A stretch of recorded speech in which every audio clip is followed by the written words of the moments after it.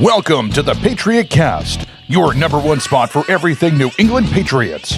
Hosted by Billy from Patriot Focus. Now, let's get into it.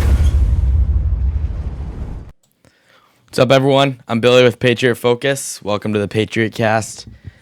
We're here with Ben from the Bell Cow NFL, and we're here to talk about the Patriots' loss to the Seattle Seahawks. Rough game. It was ugly. It wasn't a easy loss. It wasn't a close game. I'm assuming everyone saw it here. 29-13 loss in Super Bowl 60. Drake Maye could not perform. Nothing really worked for the Patriots.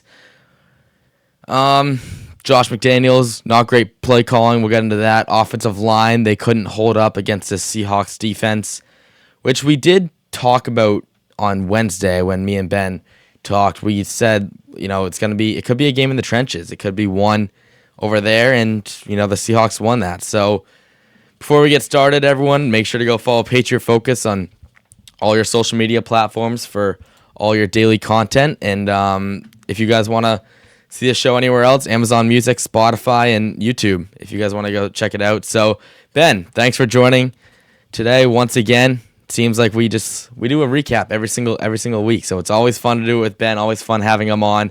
Last recap of the season, unfortunately, but we did as many as we could. So, Ben, want to introduce yourself, where we can find all your work? Yes, thank you, Billy. Thanks for having me. Of course. You can find me on the Bell Cow NFL on X and Instagram. Go check it out. Everyone, go check that out. Covers running backs. He's a running back guru, you could say. All right, so like I said, it was an ugly game. No matter who I'm a fan of, it wasn't fun. Kenneth Walker ran laps around the Patriots defense. We missed tackle after tackle. We just missed every single one. It seemed to me that Craig Woodson and Christian Gonzalez and Milton Williams might have been even Milton Williams. I don't know if I'd give him a ton of credit. He definitely missed a ton of tackles. He was able to pressure the quarterback, but that doesn't win you games when you can't tackle, right? So Kenneth Walker ran around the Patriots defense. Running back Ben, what did you see in Kenneth Walker and how the Patriots responded to him? I knew it was over when he started hitting us with the Le'Veon Bell hesitation stutter step thing. I was like, oh, he's in his bag right now. I mean, we're cooked. Their line of scrimmage pushed us around all game on both sides of the ball. On offense, I mean, Kenneth Walker was great for sure, and he deserved MVP. I would have voted for him for MVP. I thought he was going to get it, and he ended up getting it. The holes were wide open. Wide open. Like he had wide open running lanes. Guys on the Patriots, our linebackers couldn't tackle. Nobody Basically could. Anyone in our front seven couldn't tackle. Our DBs played great. Oh, I thought awesome. Our DBs were covering. Even Davis. Even Carlton Davis played good. Marcus Jones, that Cooper Kupp catch, that was kind of the only really bad play I saw on Marcus Jones. Yeah, but you can't really hold that against the DBs. It's a good catch. Our secondary was. It's a great catch. I thought our secondary played as well as they could have, and as far as our front seven, I mean, I don't know how many tackles we missed. It was like guys were just bouncing off of their offensive players, especially Kenneth Walker. It's like he's getting the ball. It was 18 tackles missed. Thank you. Exactly. 18 That's tackles. A crazy number. That's terrible. Number. That's awful. And they had. I mean, Kenneth Walker was running it at will. Darnold did okay. Obviously, Darnold didn't turn the ball over. Yeah, I mean, he was a good game manager. Darnold didn't win the game though. Darnold wasn't the one that won it for them. Because Darnold escaped the pocket. He was good at that. He made. I don't think he made us miss though. I just don't think we could tackle. Comment in here. Drake Maye's shoulder was an issue the whole time. I'm gonna counter that. I don't think it was. I don't think the shoulder was the issue here. I think he wasn't. I feel like if it was the issue, he would have been scrambling around a little bit more, not taking not sitting on the beach in Cancun in the pocket. I would definitely push back on that because his shoulder had nothing to do with how he was reading a defense. Yeah, The I agree. like he was. I mean, I'm watching it and I'm like, he's a deer in headlights. He was a deer in headlights, and I've been saying it all year. And if you've been tuning into the Patriot cast, then you know. When the lights get bright, Drake Maye gets a little antsy. He just doesn't play as good. And granted, sometimes he'll get the jitters early, and in the second half he figures it out. He figures it out, like against Baltimore, in Baltimore. He figured it out. But at the beginning of the game he wasn't great. It's been And sorry. Go ahead. no, I was just gonna say that's how every playoff game went. Every playoff game, I mean, we weren't winning because of Drake Maye. No. We were winning because of our defense. Because of our defense. Oh, that's almost every playoff game, though. Yeah, but that's what I mean. Like Drake Maye didn't really do anything. Like he was good enough to win, but he wasn't. He just seemed terrified. I mean, and I know he's a professional athlete, but like, I just think the lights were too bright, and it's fine. It's only his second year. It's his first full year as a starter. Yeah. I mean, the kid's got a bright future. I don't love the stat of like every second year quarterback has never made it back to the Super Bowl or whatever. I don't like whatever. that. Whatever. We'll see. Jury's out. The kid's only 23. He's all right. exactly Like I'm ancient compared to him, so I think we're good. But at the end of the day, Drake didn't play well, and he knows it. If you saw the post game, I mean, he has tears in his eyes. I was almost tears in my eyes. Yeah, it was. No, I'm kidding. It was because like. Yeah. I mean, that obviously they all care about it, but I don't think the shoulder was an issue. I really don't. No, me neither. His throws had zip on them. Also, his receivers were not helping him out at all. They were dropping passes left and right. Yeah, I also don't think throws, none of them. Yeah, and most of them weren't great throws. I mean, there was one on the left side. I believe it was to Booty, and he was like out of bounds when he threw it. Like that's not the shoulder. That's a terrible decision. Drake was rattled. Yes. In the game, like Drake played like 9. There was a drop by Booty too that was right in his hands, and he muffed it. And then there was another one that Booty got overthrown by. It was a third down. I wouldn't overthrown, maybe an overstatement, but it was in his hands. He had to dive for it. Wasn't a great throw, but was in his hands on third down. And the Super Bowl, you got to catch that because I think that was fourth quarter, maybe late third quarter. Do you know what I'm talking about? In the Seahawks like 20-yard line or something. Yeah, it's just that stuff that's gonna lose you playoff games. Never mind Super Bowl games. So Drake's his nerves. He showed his nerves early in the game, like he always does, but it just took way too long for them to wear off. And by that time, when they wore off, the O-line's nerves were still there, maybe, or the Seattle's nerves just weren't there, and they were blowing through us, which may be a little bit of both. So Drake, not great pocket presence. O-line, terrible job blocking. I mean, no, not O-line, sorry. Left side of the O-line and maybe a few of the gaps. I don't think Mike Unwenu did bad. I think he did okay. Comparing to maybe the other guys. But you want to hear something crazy? So a friend of mine, she doesn't know anything about football. She didn't even know who Drake Maye was. Okay, when I tell you she knows nothing about football, you know what she said to me today? What? She goes, "Left side of the Patriots O-line's pretty bad, huh?" I'm like, "How do you know that?"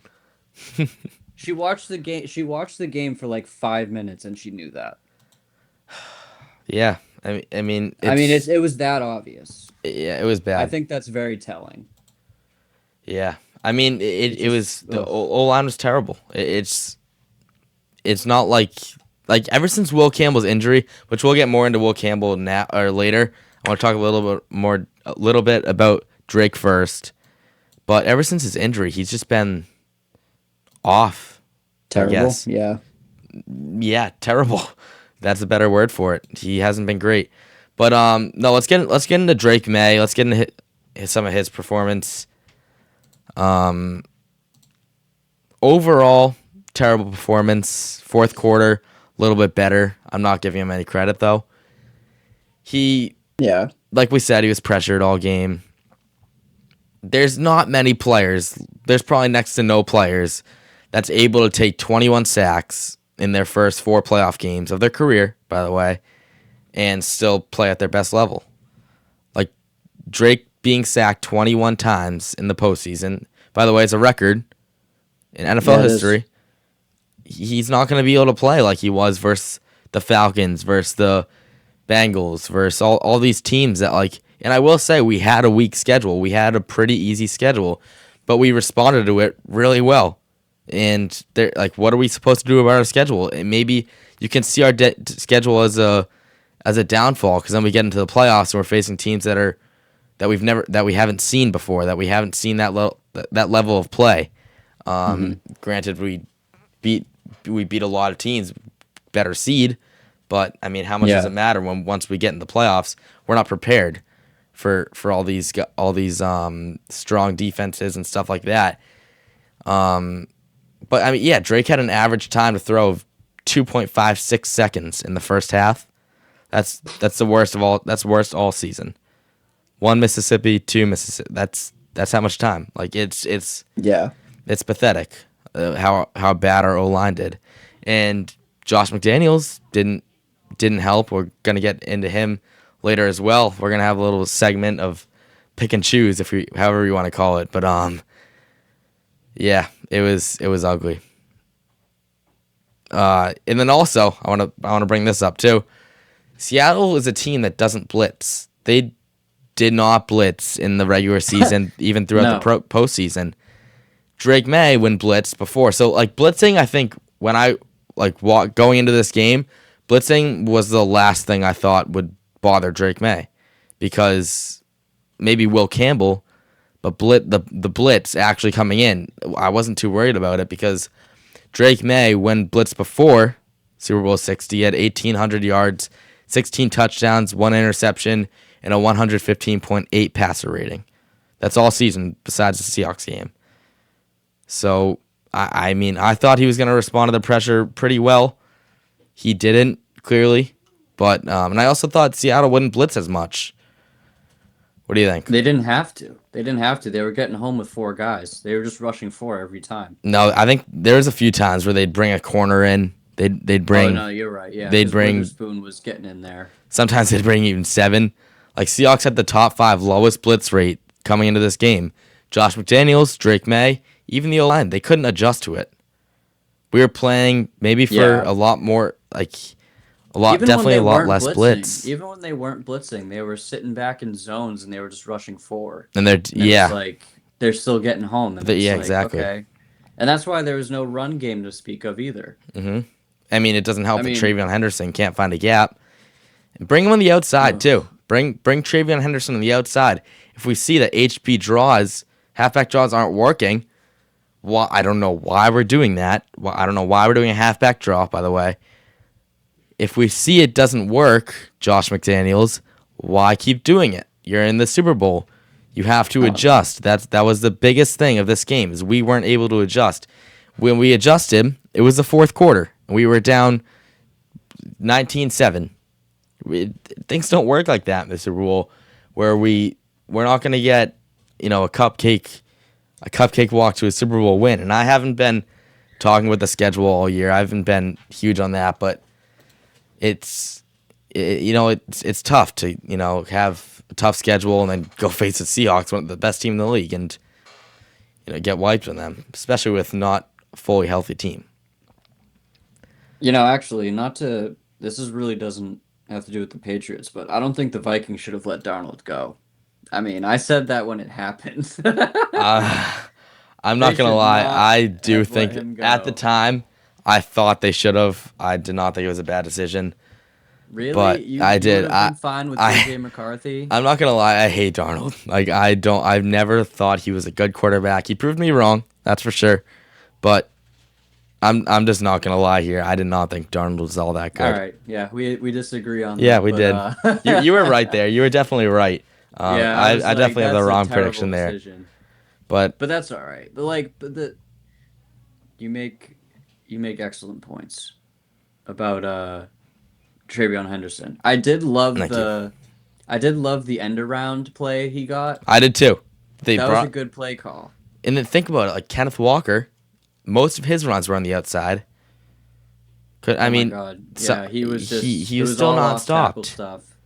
We could not make a tackle. We couldn't do a lot this game. Making a tackle was definitely one of them. Another thing too is complementary football. You want to maintain drive so that your defense can rest. We're going 3 and out every possession. So then Yeah. our defense has no chance to rest. And then there you go, get back out there and guard this high-powered offense that literally, had their foot on their necks